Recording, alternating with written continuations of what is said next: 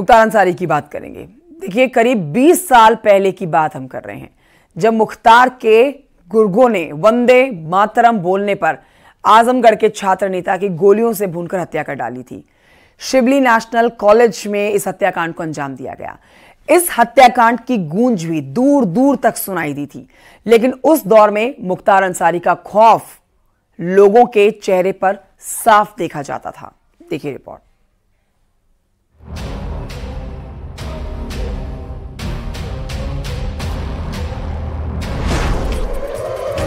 Mafia Mukhtar Ansari इस दुनिया से रुखसत ले चुका है, लेकिन उसके गुनाहों की लिस्ट इतनी लंबी थी जिसका जिक्र भर सामने आने से लोगों को पुराने दिन याद आने लगते हैं। मुख्तार अंसारी ने सियासत और बाहुबल के दम पर जुर्म का साम्राज्य खड़ा कर लिया था। ऐसा कहा जाता है कि पूर्वांचल में उसकी समानांतर सरकार चलती थी।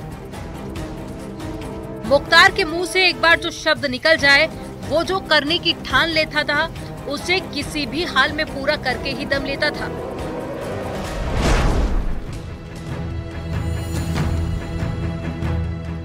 पूर्वांचल का माफिया मुख्तार अंसारी भले ही सुपुत्रे खाक हो गया हो, लेकिन उसके अपराध के किस्से आजमगढ़ में हर किसी की जुबान पर आज भी जिंदा है।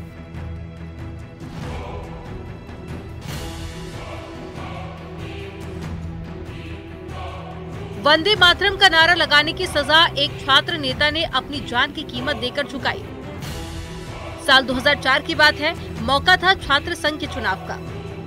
आजमगढ़ के शिवली नेशनल कॉलेज में छात्र नेता अजीत राय कॉलेज परिसर में वंदे मातरम का नारा लगा रहे थे और मुख्तार अंसारी के गुर्गों को ये बात रास नहीं आई। वो अजीत राय पर टूट पड़े और उन्हें लाठी डंडों से पीट कर अधमरा कर दिया।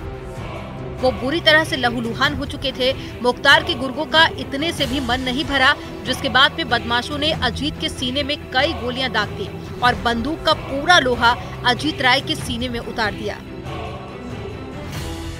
जानलेवा हमले में अजीत राय की मौत हो गई थी। अजीत राय एबीवीपी के कार्यकर्ता और आजमगढ़ के शिवली नेशनल कॉलेज के बीएससी 3rd ईयर के छात्र थे और 15 अगस्त 2004 के दिन अजीत राय ने अपने कॉलेज में स्वतंत्रता दिवस के दिन शिक्षकों से वंदे मातरम गाए जाने की मांग की थी। उनकी इस मांग को नाजायज बताते हुए कॉलेज के ही कुछ छात्रों ने विरोध किया और इसके बाद में अजीत राय की बेरहमी से हत्या कर दी गई। मुख्य चश्मदीद गवाह सौरभ राय जी हमारे साथ जुड़ गए हैं। हम उनसे जानना चाहेंगे किस तरीके की घटना हुई थी और क्या खौफ का मंजर था मुख्तार अंसारी का, चूंकि जो बताया जाता है कि जो भी इस हत्या में शामिल थे वो मुख्तार से ही जुड़े लोग थे। सर, जैसा कि बताया जा रहा है कि जो घटना हुई थी उसमें कहीं न कहीं से मुख्तार अंसारी का नाम आया था, क्या थी पूरी घटना उसको आप जी? उसमें जो लोग हत्या किए थे वो बहुत सात्विक उसके अपराधी हैं और उन लोगों का मुख्तार अंसारी गैंग से सीधा संबंध था और उन्हीं की सह पाकर ये लोग अजीत राय की हत्या किए थे और आए दिन किसी न किसी के साथ मारपीट करना, गोली चला देना, ये उन लोगों का रोज़ का ये धंधा था उस समय। लेकिन माननीय मुख्यमंत्री योगी आदित्यनाथ जी की सरकार जब से बनी है उसके बाद से अपराधियों पे काफ़ी लगाम लगा है और अपराधियों में भय का माहौल व्याप्त है इस समय। मुख्तार का वर्चस्व केवल अपराध तक सीमित नहीं था, बल्कि शासन भी उसको चुनौती नहीं दे पा रहा था। शायद यही वजह थी कि छात्र नेता अजीत की हत्या के बाद 3 दिन तक की हत्या के आरोपियों के खिलाफ पुलिस ने कोई भी कार्रवाई नहीं की। इतना ही नहीं, तब गोरखपुर के सांसद और आज के मुख्यमंत्री योगी आदित्यनाथ आजमगढ़ पहुंचे और धरने पर बैठ गए। योगी की आवाज बुलंद करने के बाद ही हत्या के आरोपियों पर कार्रवाई की गई। मुख्तार के दौर में पूर्वांचल में हत्या, अपहरण, फिरौती तो बेहद आम हो गई थी। पूर्वांचल के लोग भी इससे त्रस्त हो चुके थे। आज मुख्तार की मौत के बाद में आजमगढ़ के लोग अजीत राय की मौत की सच्ची श्रद्धांजलि बता रहे हैं। इन लोगों ने अजीत राय को अकेले पाकर शिवली कॉलेज में उनकी निर्मम तरीके से हत्या कर दिया था और हत्या के बाद काफ़ी बवाल हुआ था, यहाँ पे कर्फ्यू भी लगा था और इसको लेकर पहले तो यहाँ का प्रशासन जो था उसमें सपा की सरकार थी, यहाँ का पुलिस प्रशासन FIR तक दर्ज नहीं कर रहा था। उस दौरान प्रदेश में समाजवादी पार्टी की सरकार थी। मुलायम सिंह यादव सूबे के मुख्यमंत्री थे। उस दौर में आजमगढ़ में जो माहौल था, आज भी उसका खौफ लोगों के चेहरे पर पढ़ा जा सकता है। वंदे मातरम हमारा राष्ट्रीय गीत है और वंदे मातरम गाने पे अगर हत्या कर दी जाएगी तो फिर हम भगवान का नाम भी लेंगे तो कुछ भी हो सकता है।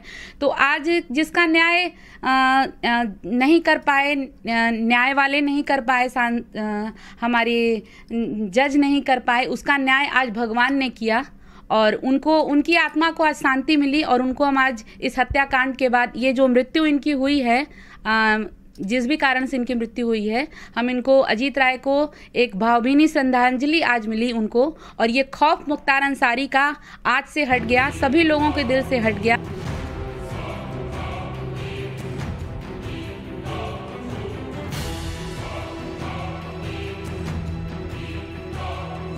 गाजीपुर, मऊ और आजमगढ़ में मुख्तार अंसारी की तूती बोलती थी।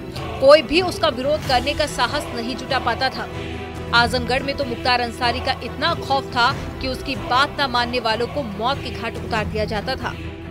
मुख्तार की सल्तनत को ललकारने की हिम्मत किसी में नहीं थी। मुख्तार ने अपनी दहशत कायम करने के लिए पूर्वांचल को रक्तांचल में बदल दिया था।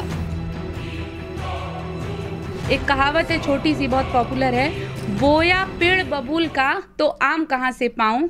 तो जिसने जैसा किया उसको वैसा मिला। जब उसकी भी हत्या हुई होगी तो आज जो उनके घर वालों पे बीत रही है, उस दिन उस बेचारे के भी घर वालों पे ऐसा ही बीत रहा होगा। तो आज वो घर वालों के दिल पे बहुत दिनों के बाद जो ठंडक पहुंची होगी, इसके बाद इससे वो राहत उनको आज बहुत मिली होगी। तो जिस तरह से हर आतंक का खात्मा, अतीक का खात्मा हुआ, इन मुख्तार अंसारी का खात्मा हुआ, और जिस तरह से भगवान न्याय करते जा रहे हैं, हम चाह रहे हैं कि सारे जो अपराधी हैं उनका खात्मा हो। वंदे मातरम का नारा लगाना ही छात्र नेता अजीत राय की जिंदगी पर भारी पड़ गया। सही मायनों में आज अजीत राय के परिवार को इंसाफ मिला है। आजमगढ़ से न्यूज़ 18 के लिए अभिषेक उपाध्याय की रिपोर्ट।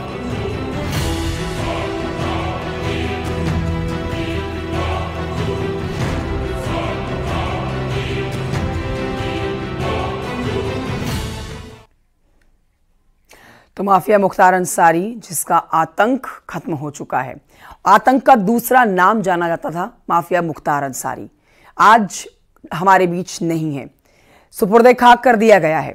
मुख्तार अंसारी का परिवार गम में डूबा है, लेकिन ऐसे कई परिवार हैं जो मुख्तार अंसारी के सताए हुए हैं।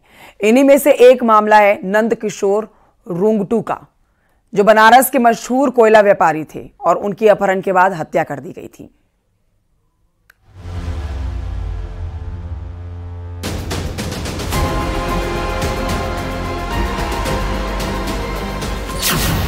माफिया मुख्तार अंसारी मिट्टी में मिल चुका है, लेकिन जब तक पूर्वांचल में उसकी सल्तनत चली, लोग उसके नाम से भय खाते थे। अपने बाहुबल के दम पर वो अपराध की नई नई सीढ़ियां चढ़ता जा रहा था और जुर्म की दुनिया में अपनी बादशाहत को कायम किए जा रहा था।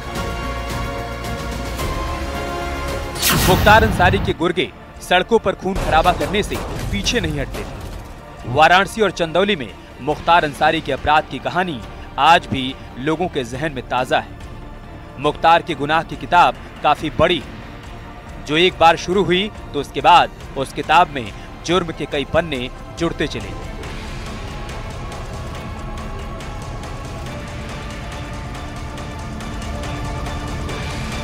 इन्हीं में से एक मामला है नंद किशोर रुंगटा का। बनारस के रहने वाले नंद किशोर रुंगटा हत्याकांड ने उस वक्त पूरे देश को झकझोर दिया था। आज से 26 साल पहले, यानी साल 1997 की बात है, जब विश्व हिंदू परिषद के सक्रिय कार्यकर्ता और मशहूर कोयला कारोबारी नंद किशोर रुंगटा को अगवा किया गया। बाद में बेरहमी से उनकी हत्या कर दी गई। नंद किशोर रुंगटा के शव को कई टुकड़ों में काटकर प्रयागराज में गंगा में बहा दिया गया था। कहा जाता है कि अपनी गाड़ी से खुद मुख्तार अंसारी मौके पर पहुंचा और नंद किशोर रुंगटा को अपनी गाड़ी में जबरन बिठा कर ले गया। इस वारदात के बाद उनके बड़े भाई महावीर प्रसाद रुंगटा ने बनारस के भेलूपुर थाने में माफिया डॉन मुख्तार अंसारी समेत आधा दर्जन से अधिक लोगों के खिलाफ नामजद तहरीर दी थी। चंदौली और बनारस के बड़े कोयला व्यवसायी नंद किशोर रुंगटा का है, जब आरोप लगा था कि मुख्तार अंसारी और उनके गुर्गों ने 1997 में न सिर्फ उनका अपहरण किया बल्कि बाद में उनकी हत्या भी कर दी गई है। आज हम उन्हीं के कोल डिपो में हैं और ये तस्वीरें आपको उन्हीं के कोल डिपो की दिखा रहे हैं। यहीं से वो कोयले का व्यवसाय करते थे और 1997 में मुख्तार अंसारी पर ये आरोप लगा था कि वो अपनी स्टीम गाड़ी सरात से आते हैं और इनका अपहरण करके ले जाते हैं। करीब 20 दिन तक परिवार से रैंसम की बात की गई थी। 5 करोड़ रुपए का रैंसम मांगा गया था। अपहरण बाद में फिर उनकी हत्या कर दी जाती है और हंडिया के पुल से उनको ये बताया जाता है कि हंडिया इलाके में पुल से उनकी हत्या कर उनको फेंक दिया जाता है।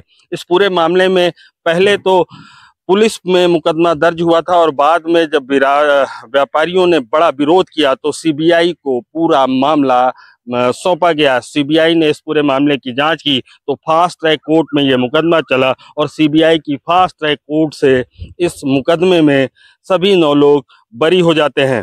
फिरौती का पैसा जाने के बावजूद उसकी हत्या हो जाना, यह कम से कम अपराधियों का जो एक चरित्र होता है, जो अपराधियों की भी एक नैतिकता होती है, उसको भी ये पार कर चुका था। पुलिस की जांच में पता चला कि रुंगटा को भदोही में बंधक बनाकर रखा गया। बाद में उनकी हत्या कर शव को इलाहाबाद की झूसी में फेंक दिया गया था।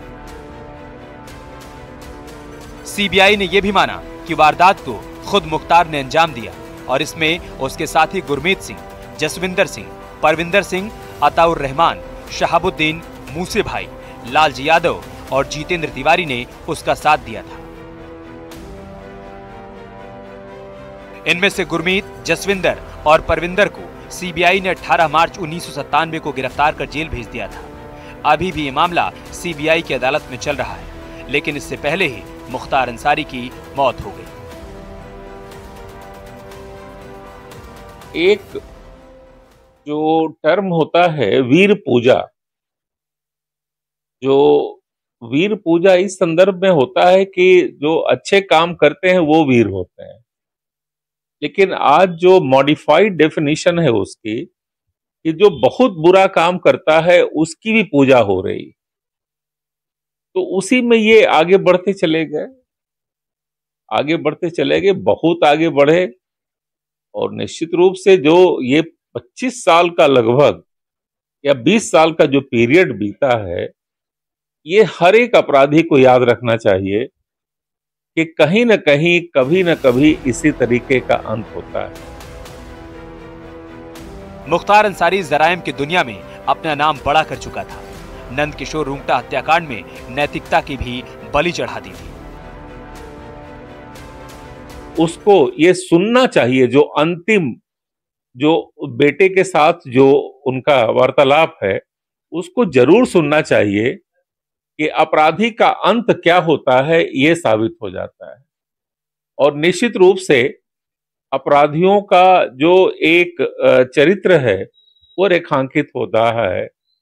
टूटी हुई आवाज, खड़ा होने के लिए जद्दोजहद करना और फिर उसके बाद में ये कहना कि रूह यहीं रह जाती है, बॉडी चला जाता है। जरा सा उस स्टेटमेंट को, उस वार्तालाप को सुनिए तो अपराधियों की क्या स्थिति होती है। कल जिसके नाम से लोग थर्राते थे, आज वह खड़ा होने के लिए पता नहीं कोशिश किया लेकिन खड़ा नहीं हो पा रहा था। आज बाहुबली मुख्तार अंसारी इस दुनिया में नहीं है, लेकिन उसके गुनाहों की दास्तां हर किसी की जुबान पर है। लोग कह रहे हैं उसे उसके कर्मों की सजा मिल गई। न्यूज़ 18 के लिए नितिन गोस्वामी की रिपोर्ट। तो माफिया मुख्तार अंसारी के जुल्म की कहानी बहुत लंबी है। उसकी दबंगई के आगे सैकड़ों परिवारों की जिंदगी अस्त व्यस्त हो गई। हरीश चंद्र विश्वकर्मा भी उन्हीं में से एक हैं। देखिए इनकी कहानी।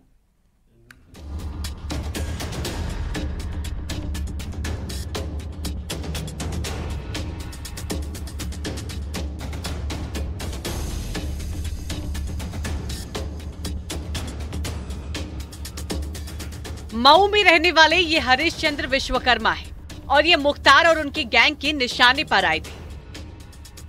साल 2003 में ये रेलवे से रिटायर हुए और इनके साथ ही मुख्तार के गुर्गों ने नाइंसाफी की थी, लेकिन हरीश चंद्र हार नहीं माने और केस लड़ते रहे।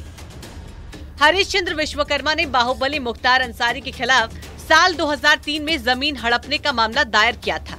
ये मुख्तार के खिलाफ जमीन हड़पने का पहला केस दर्ज हुआ था।